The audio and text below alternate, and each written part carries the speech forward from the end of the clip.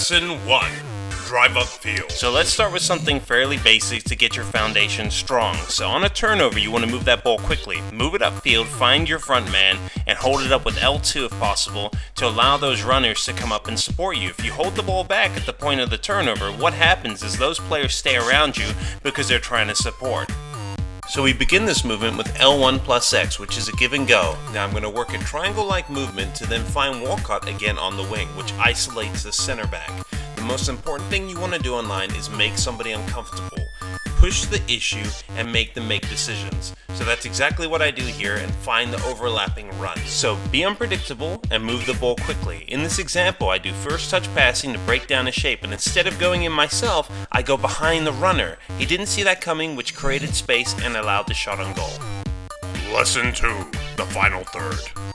Sometimes the best way to get into the box is to think about it as moving a defense, not going around it. So in this clip, there's a defender blocking my pass. So I'm going to start an L1X, which begins the runner, so the defender has to pick him up. Again, there's no space into the box. So think about our runner moving that defense. I fake inside to create the space so that the runner now has a direct path into the box. Hit it first time for the finish. Here it is again in real time, and you see, you're kind of morphing that defense. You're bringing it to you as opposed to going around it. Move that ball quickly. You want to create that discomfort. Sometimes it's all about execution and keeping your cool. In this example, I have space, so I move the ball quickly with one touch passing, and then exploit the gap around back. Lesson 3. Generating momentum. This is huge. Think about your team as a wave of energy. In this clip, you see I have no runners, but what I'm going to do is I'm going to generate that wave by doing L1Xs and passing into feet.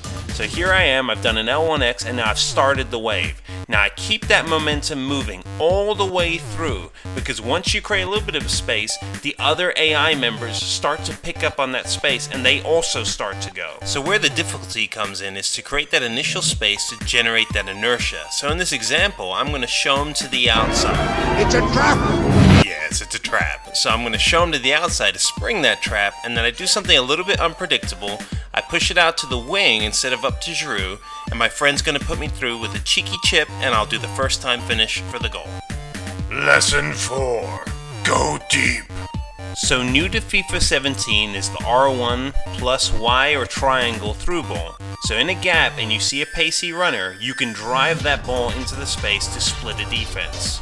Now listen carefully. You want to make the pass easy for the man on the ball. So in this example, I could drill it to feet right now, but instead I show to the outside and create that channel, which is going to make a better quality pass and therefore an easier finish. So at this point with Walcott, I could put Giroud through right here, but instead I cut to the inside and look how many options I create.